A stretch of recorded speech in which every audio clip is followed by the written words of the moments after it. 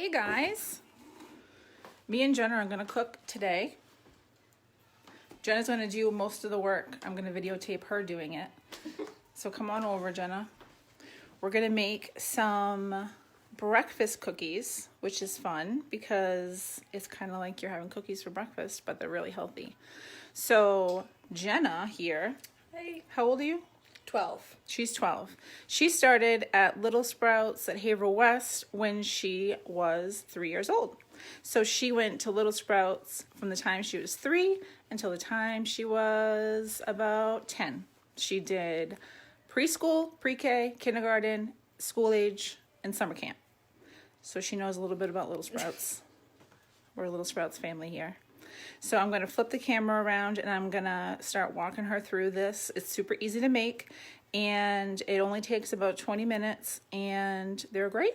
So here we go. So we have a bowl here for our dry ingredients. We have a bowl here for our wet ingredients, and I've measured out some of our stuff already, and Jennah has already started grating some carrot. So do you want to grate some more of that carrot? So the fun thing about this is that you're going to sneak in some vegetables with your breakfast. Let me turn it this way so you guys can actually see. She's using the, not the tiny grate, but the medium, which is good. Because we don't want big chunks because some of our little friends might not eat it if they see that. And then in the cookies too, we have some old-fashioned oats. We have some of these Irish style oats, which adds a little bit of crunch, which is fun. And then I use some natural peanut butter. I sometimes, well, today we'll throw in a couple of no sugar added dark baking chips and some organic coconut oil.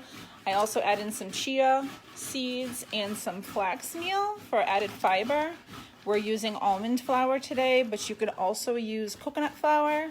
I also like to add a scoop of protein powder because that helps with adding some protein to your breakfast. Or you could just eat a little yogurt with your cookie and that would also satisfy your protein for the morning. Okay, that looks good. Let's see. We want to end up with about a cup. That's about right. So we'll just put that there aside. If you want to take that out of there and put that into the wet bowl, you can use that spoon. So we'll put that in with the wet ingredients. This is a relatively dry batter, so I'll show you how to mix it once we get it all together. And then we're going to crack an egg.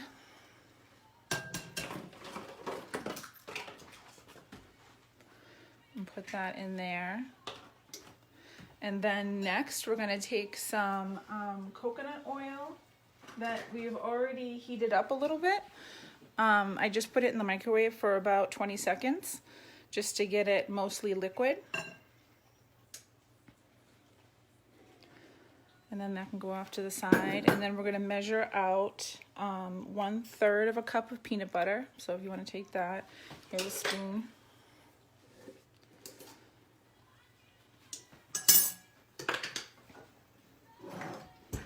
Jennah, do you like these?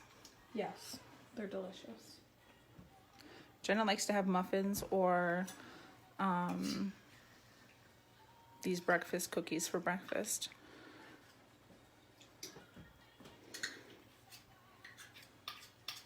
Okay. You can just throw that stuff right in here. I like to keep neat while we're cooking.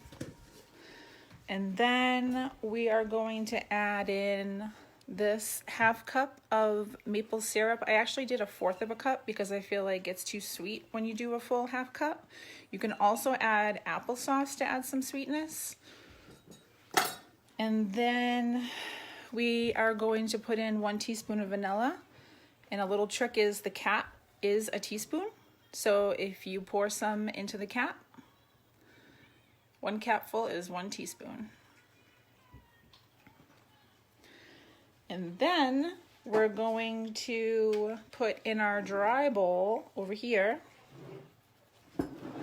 our spices. So what it calls for is a bunch of different spices. However, I didn't have all those spices, and I found that pumpkin pie spice has all the spices that we needed. So we needed cinnamon, ginger, nutmeg, allspice, and cloves. So that's going to add everything that we need. But I did have some cinnamon, so I added a little bit of extra. So if you don't have those around the house, that's fine. You can just go ahead and substitute. In that little cup, I also have some baking soda. So if you want to put that in the green bowl, along with 1/4 teaspoon of salt, which we already have in there. And then we're going to start adding our flours. So we need 1/2 cup of almond flour.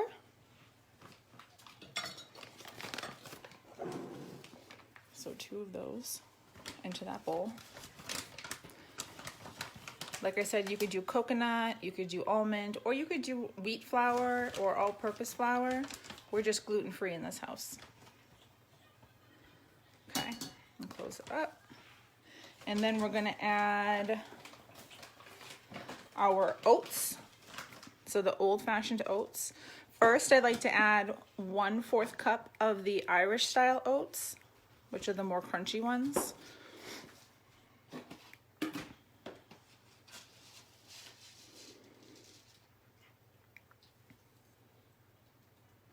And then we're gonna add in our regular old-fashioned oats.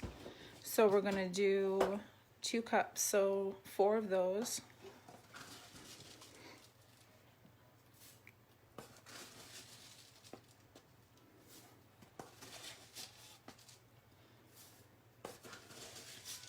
Do you like to cook, Jennah? Yes. And then we're going to put that back. And then we're going to add in our, like I said, I like to add a little chia and a little flax, so that'll go in there too.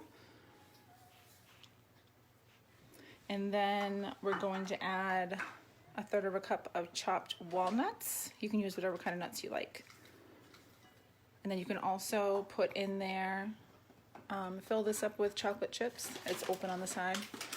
I like to use the Lily's chocolate chips because there's no sugar added and they still taste just like chocolate.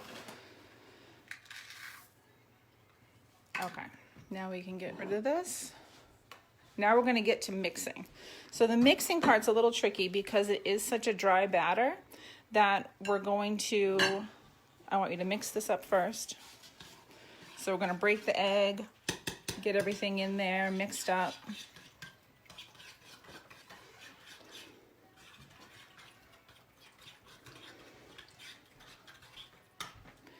And then we're going to scrape that spoon off. And then get all that off of there. And then we're going to use a wooden spoon and we're going to dump the dry into the wet.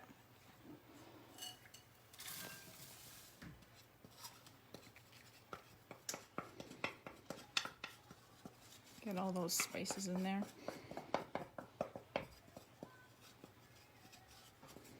Okay. Then, now this is where your muscles come in, Jennah. You're gonna have to get it all mixed up, nice and slow, because if you go too fast, you get it everywhere. And you wanna make sure all the peanut butter and all of the coconut oil gets onto all of the oats. Otherwise, you'll have cookies that have patches of dry, and you don't want that. So she's going around and around. Oh, I almost forgot. Let me add some of the protein powder too. So I get this protein online and you get a huge bag and it's not that expensive and it's unflavored. So you can sneak it in to any recipe that you want to boost up the protein, but you don't, sometimes kids don't like to eat a lot of meats and stuff like that, or sometimes yogurt is difficult textures are difficult, so if you can just throw this in, it's great.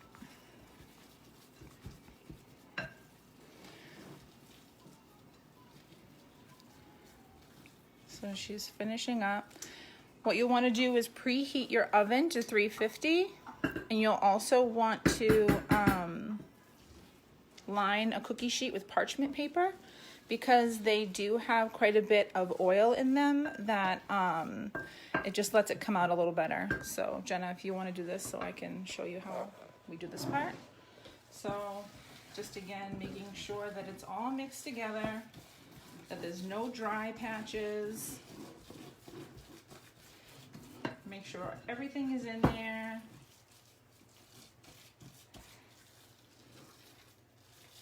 All right. Then what I like to do is I like to use a 1/4 cup, which we've already used, to make the cookies. So if we fill the 1/4 cup, and then we just make our cookies right on the sheet.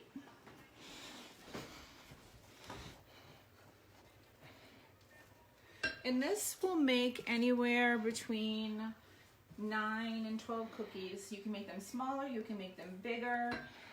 You can make a big batch of them and you can freeze them. They freeze really well after you cook them. I would always cook them first and then throw them in the freezer in Ziploc bags. And then you can just put them in the microwave to heat them up, or you can let them thaw. They make a good snack, they make a good breakfast. They make a good snack at night when you want something a little sweet, but you're trying to be good. These are relatively low carb, with the exception of the oats.